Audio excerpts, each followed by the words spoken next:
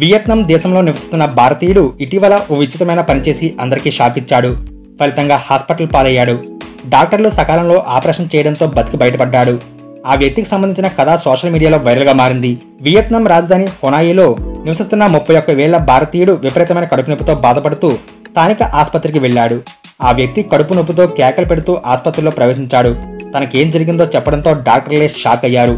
ఆ వ్యక్తి బతికి ఉన్న ఈల్ చేపను తన మలద్వారం ద్వారా కడుపులోకి పంపించాడు. ఆ విషయాన్ని మొదట డాక్టర్లే నమ్మలేదు. కానీ ఎక్స్రే, ఆల్స్టాటన్ వంటి ఇతర పరీక్షలు చేసి డాక్టర్లు షాక్ అయ్యారు.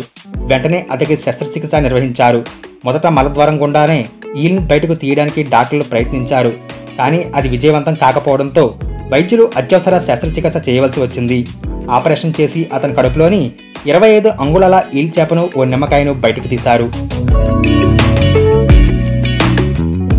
ఆ వ్యక్తి కడుపులోకి వెళ్లిన తర్వాత కూడా ఆ ఈల్ చేప బతికే ఉంది.